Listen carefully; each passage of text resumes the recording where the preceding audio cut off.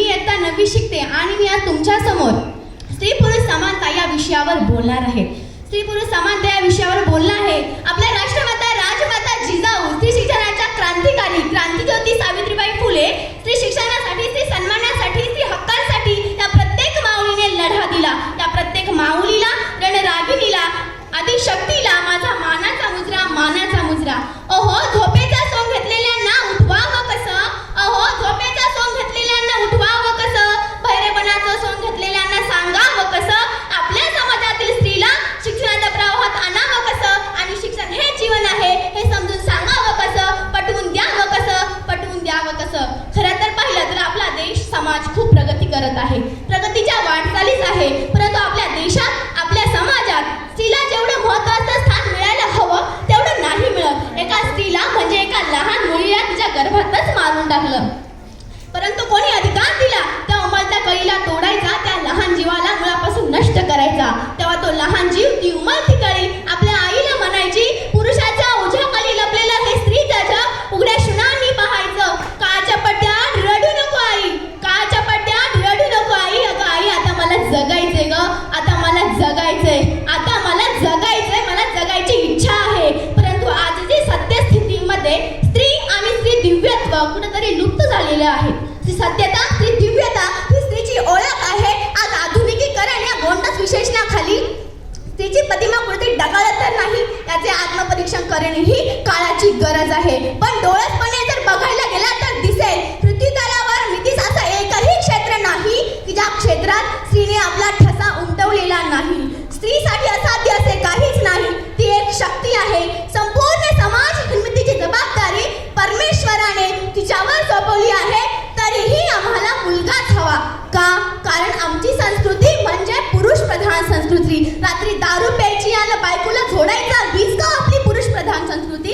कोणी सांगेल का मला हीच का आपली पुरुष प्रधान संस्कृती? तर नाही. तरीही आम्हाला मुलगाच हवा, कारण मुलगा हा वंशाचा दिवा असतो, खानदानी चिराग असतो. तर मुलगी नाही होऊ शकत का हो तुमच्या वंशाची पंथी? नाही होऊ शकत का? कोणी सांगा ना मला, नाही होऊ शकत का?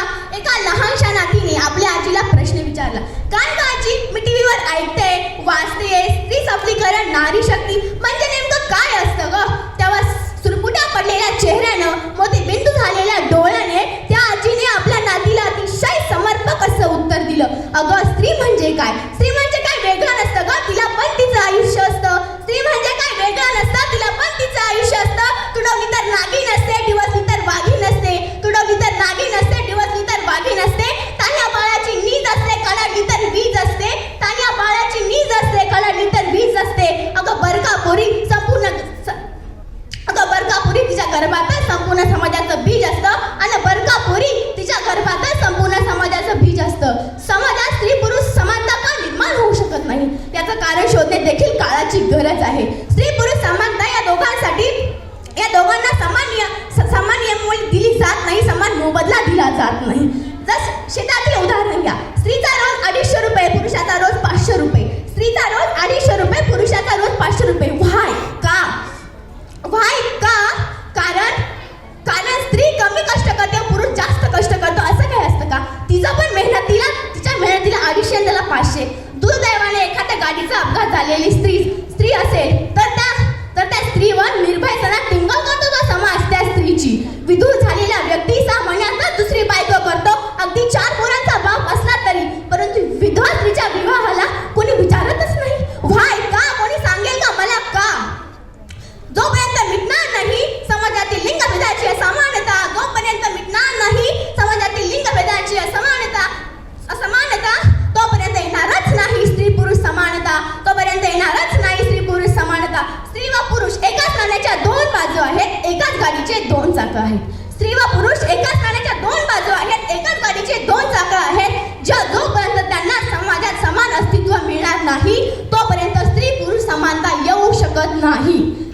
आजच्या 21व्या शतकात जर बघायला गेलं तर दिसेल असं एकही क्षेत्र नाही जिथे स्त्रियांनी आपला ठसा उमटवलेला नाही, असं एकही क्षेत्र नाही. परंतु भूगोलापासून अंतरालपर्यंत तिच्या कर्तृत्वाचे ठसे पुरुषांच्या बरोबरीने आहे.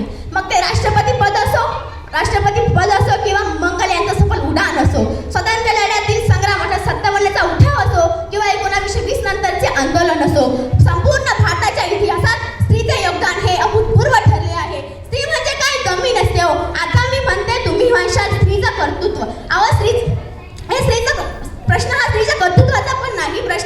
योग्यतेचा पण नाही, मुळीच नाही. प्रश्न कर्तृत्वाचा पण नाही, प्रश्न योग्यतेचा नाही, पण कर्तृत्व आणि योग्यता याच्यामध्ये स्त्री पुरुषाच्या बरोबरीने उभी आहे. तरीही समाजाला प्रश्न पडतो की स्त्री आणि पुरुषाच्या देहाच्या भेदामुळे तिला सतत दाबलं जातं. लिंगभेदाचं राजकारण पुरुषप्रधान व्यवस्था सगळं तिच्या गाजरावर शांत करत आहे. तेव्हा तिथे माझा स्वाभिमान दिवसला जातो,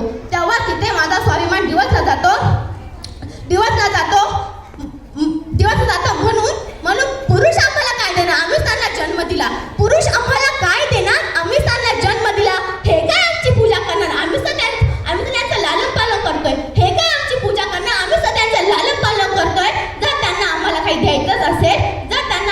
द्यायचंच असेल, आपल्या आईला, आपल्या बहिणीला, आपल्या मैत्रिणीला, आपल्या ताईला तर काय द्यायचंच असेल ना, फक्त 100% आरक्षण नको तर 100% संरक्षण द्या. 100% आरक्षण नको तर 100% संरक्षण द्या. स्त्री आणि